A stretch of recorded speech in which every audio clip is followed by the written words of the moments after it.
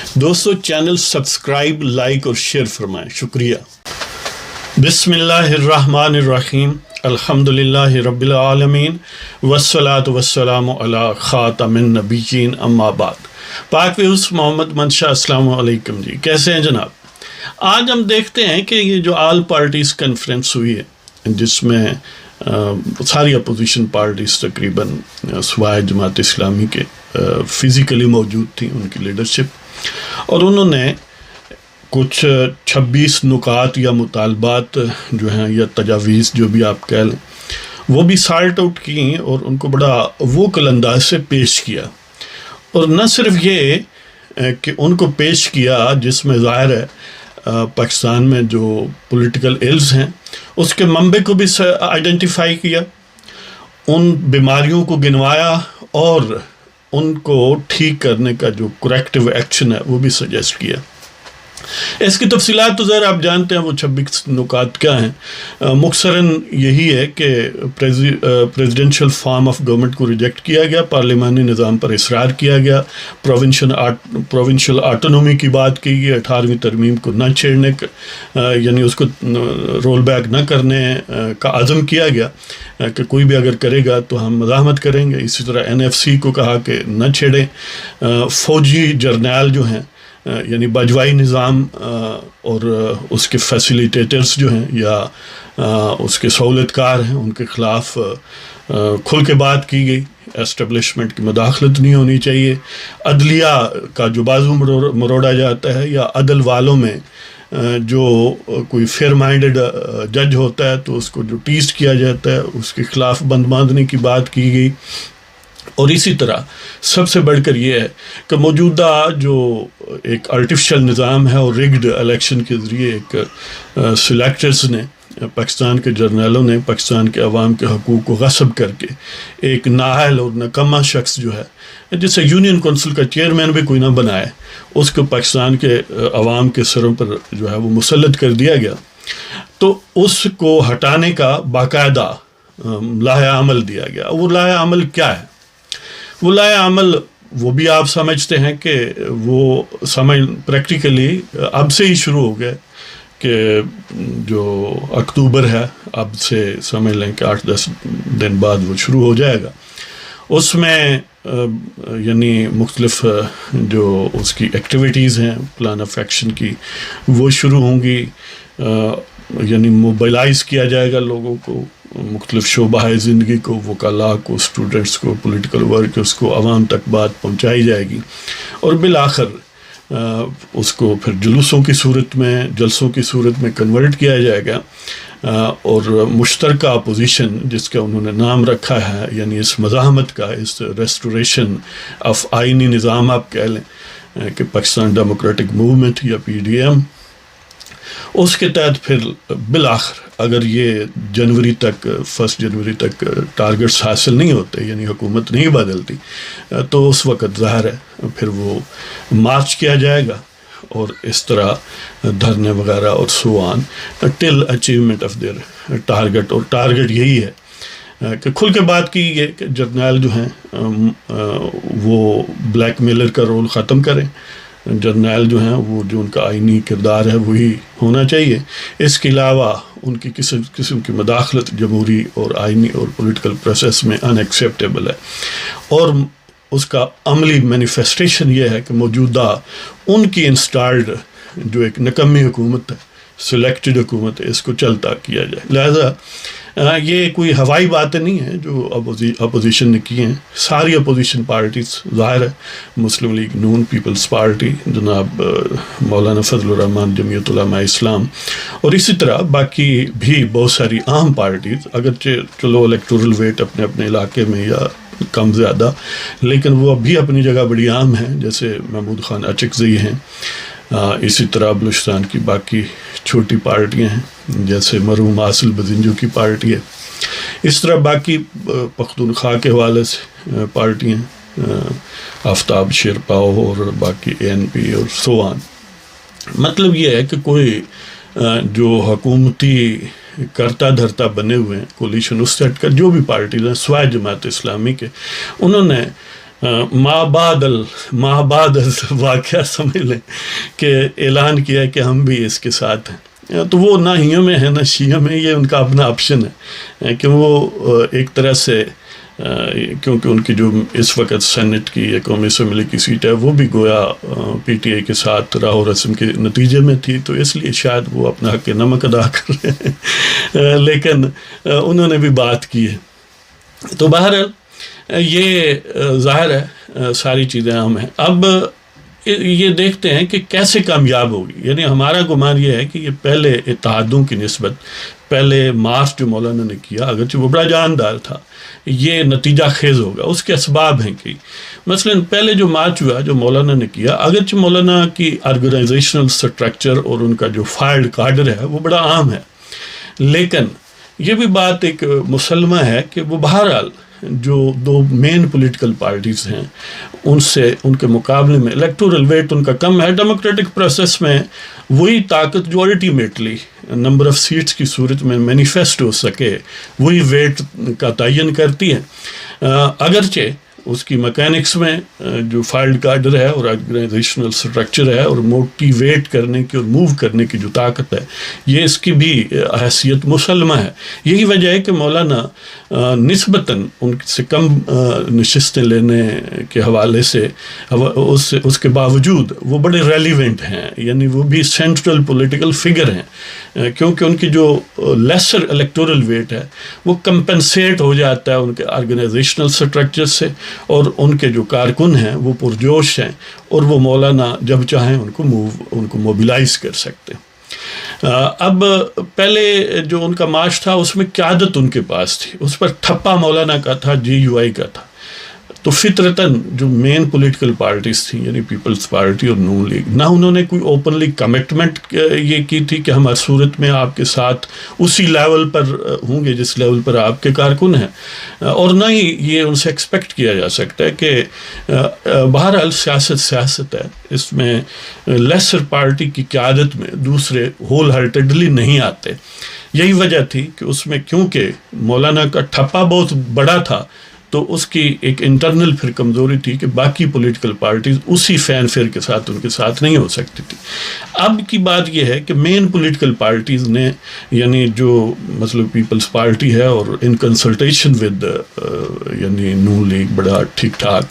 انہوں نے یہ موو بنائی ہے. انہوں نے مولانا کو کنٹیکٹ کیا ہے، اگرچہ مولانا بھی پہلے یعنی اسی وادی کے سمجھ لیں کہ شاہ سوار ہیں، لیکن بہرحال کیونکہ سامنے وہ ہیں اب ان کا اس طرح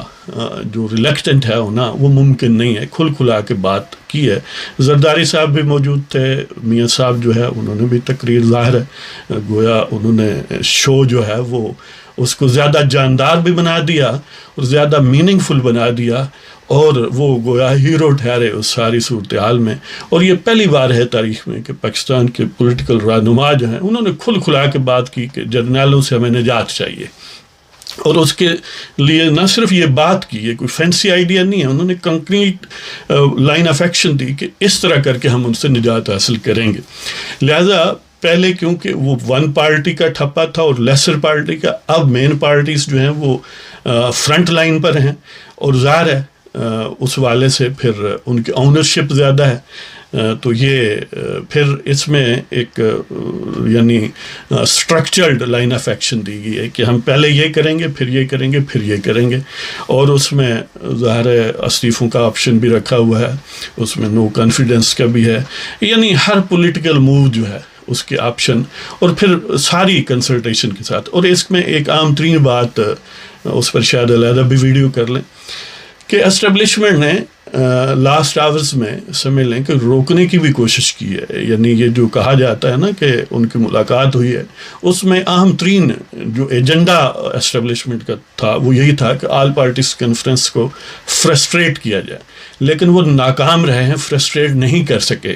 دیکھ لیں کوئی ایک پولیٹیکل پارٹی بھی جو حکومت میں نہیں ہے، ان کے سوائے جماعت اسلامی کے پھر بات آ جاتی ہے، ان کو جماعت کو چھوڑ کے باقی سب وہاں پر موجود تھے، اور ہول ہارٹیڈلی بڑا کھل کھلا کے سب نے اسٹیبلشمنٹ کا نام لے کر بات کی. اور جو 20 نکات پیش کیے، 26 نکات، اس میں باقاعدہ جرنیلوں کا مثلا عاصم سلیم باجوہ کا نام لیا گیا ہے کہ اس کو بھی اسی پروسیس سے گزاریں جس سے باقی لوگوں کو گزارتے ہیں. اس میں ججوں کے نام لیے گئے ہیں کہ یہ جج جو ان کے ساتھ زیادتی ہے، شوکت عزیز صدیقی یا قاضی فائزی صاحب، یعنی اتنی ایکسپلیسٹ بات پہلے کبھی نہیں ہوئی. اور یہ ایک طرح سے مثبت ڈیولپمنٹ بھی ہے اور اسٹیبلشمنٹ کے لیے خطرے کی گھنٹی ہے. اور کیونکہ وہ عام طور پر شارٹ ٹرم مقاصد رکھتے ہیں، وہ گھٹیا قسم کے یعنی مقاصد ہیں کہ 3 سال کی میں نے لے لینی ہے ایکسٹینشن. یعنی یہ کوئی قومی مفاد ہے یار؟ ان کے چھوٹے پن کا اور چھوٹے ذہن کی یہ علامت ہے کہ نوکری ٹائپ ذہن ہے ان کا. تو باجوہ صاحب نے یعنی جنرل قمر باجوہ صاحب جو اس وقت سمجھ لیں کہ یا خانسانی بننے کی پوری محنت کر رہے ہیں اور بن چکے ہیں، اگر وہ اسی لائن آف ایکشن پر رہے اور انہوں نے ہوش کے ناخن نہ لیے تو خدا نخواستہ پاکستان پھر 2 لخت نہیں پھر کئی لخت ہوگا. اور اسی طرح کی بکراتیاں جنرل یحییٰ خان اور اس کے پیشرو ایوب خان مارا کرتے تھے. وہ پودا جو ایوب خان نے پہلے کابینٹ کا ممبر بن کے زبردستی پاکستان کے جسد سیاست میں جو وائرس انجیکٹ کیا تھا، وہی بالآخر انہوں نے 10 سال اپنے اقتدار میں پروان چڑھایا اور نتیجہ یہ نکلا کہ یحییٰ خان کے دور میں ملک 2 لخت ہو گیا. اب یہ پروسیس جو ہے گویا سمجھ لیں کہ مشرف اور ان کے مابعد جو جنرلز کیانی اور پھر وہ بٹ میں رحیل شریف آئے، انہوں نے اس کو بویا اور اس کو پروان چڑھایا. اور باجوہ صاحب جو ہیں لگتا ہے کہ یحییٰ ثانی بننے کی کوشش کر رہے ہیں. لیکن یہ خوش قسمتی ہے کہ پاکستان کے سیاسی رہنما ایک پلیٹ فارم پر جمع ہو گئے ہیں اور انشاءاللہ وہ بڑی یعنی سالڈ باتیں ہوئی ہیں، کھلا کے باتیں ہوئی ہیں. میاں صاحب نے جو کوئی پردہ تھا ان سب پردوں کو پھاڑ کے رکھ دیا. لہذا اب ڈو اینڈ ڈائی ہے. اس کے اسباب کئی ہیں کیونکہ پولیٹیکل موٹیوز جو ہیں وہ ہوا میں نہیں ہوتے، اس لیے کہ یعنی پیپلز پارٹی سب سے زیادہ ریلیکٹنٹ تھی اپوزیشن میں سے، یعنی آخری حد تک جانے کے معاملے میں. اس کے اسباب یہ تھے کہ ان کے پاس ان کی حکومت ہے اور وغیرہ وغیرہ. وہ نہیں چاہتے تھے کہ کیونکہ ادروائز اگر سیٹ اپ اسٹیبلش بھی ہو تو ان کو میکسیمم وہی ملنا تھا نا جو ان کے پاس آلریڈی ہے. لیکن ان کو اتنا ٹیز کیا گیا، اتنا ان کو دیوار کے ساتھ لگا دیا گیا کہ اب انہوں نے بھی یہی سوچا ہے کہ کوئی اور وے آؤٹ نہیں ہے. لہذا وہی ایک سمجھ لیں کہ اپوزیشن میں گویا جو ویٹ ان کو پیچھے کھینچنے والا تھا وہ سب سے زیادہ پیپلز پارٹی کا تھا. اور اس کے بعد نون لیگ کی یہ سمجھ لیں کہ ریلیکٹنس تھی کہ ان کا ایک سیکشن جو ہے وہ یہ چاہتا تھا کہ شاید جو ہے وہ کہیں ان کے سینسز کام کرنا شروع کر دیں جرنیلوں کے. لیکن جنرلز بائی ڈیفینیشن ایک میڈیاکر ذہن کے لوگ ہوتے ہیں. وہ ہمیشہ شارٹ سائٹڈ پروگرام رکھتے ہیں، شارٹ سائٹڈ پالیسیز بناتے ہیں. لہذا انہوں نے اس گھٹیا پن کا مظاہرہ کیا اور بالآخر جو چاہتے تھے قومی مفاد میں ریکنسلیشن کے کس لیول پر کوئی وایا میڈیا، وہ نہیں حاصل ہو سکا. تو نون لیگ بھی 2 ٹوک انداز میں میدان میں آ گئی. مولانا تو پہلے دن سے للکار رہے ہیں. اس کے کچھ اور سالڈ اسباب بھی ہیں. مثلا مارچ میں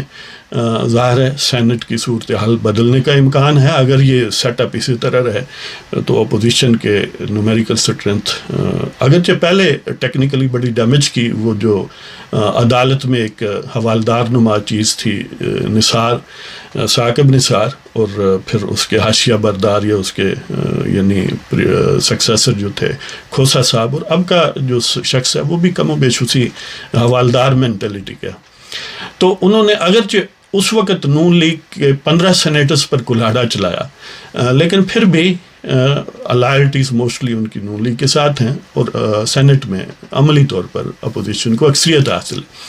اب اگر یہ صورتحال اسی طرح رہتی ہے تو ظاہر ہے مارچ میں صورتحال بدل جائے گی.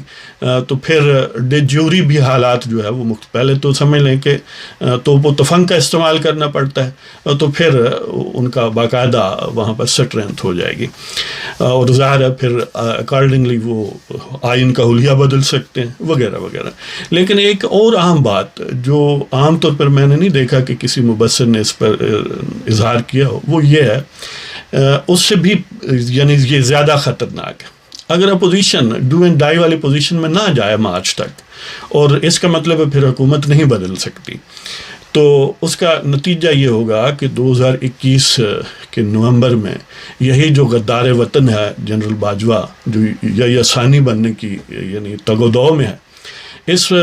کم وقت کی جو جب ٹینیور سیکنڈ جو اس نے چھینا ہوا ہے 3 سال کی ایکسٹینشن، وہ بھی ختم ہوگی، تو ظاہر ہے موجودہ تو سیٹ اپ گویا ان کے بوٹوں کے تلے ہے، تو وہ یہ کسی ایون حوالدار کو کہہ دیں کہ خان کو کہو کہ اس کو بنانا ہے آرمی چیف، تو وہ بنا دے گا، اور موسٹ پروبیبلی فیاض حمید جو اس وقت DGISI یا شیخ الجاسوس ہے، یا سمجھ لیں کہ پاکستان کا ان کو تہو بالا کرنے کا ایک بہت بڑا ٹول ہے، شاید اس کو یا اسی طرح کے کسی اور شخص کو باجوہ صاحب بنوا لیں۔ جب ان کو بنوا لیں گے تو پھر ظاہر ہے یہ وش سائیکل اور بڑھتا جائے گا، اور پھر وہ 3 سال کی اور کشید کرنے کی کوشش کرے گا۔ لہٰذا یہ گویا سمجھ لیں کہ یہ جو پاکستان کی جڑوں میں بیٹھنے کا پروسیس ہے وہ بہت لمبا ہو جائے گا۔ لہٰذا یہ اپنا اپوزیشن نے بہت زبردست کام کیا ہے کہ ایک مشترکہ اعلامیہ، ایک مشترکہ plate form Pakistan democratic movement, اور اس کا ایک پریکٹیکل قابل عمل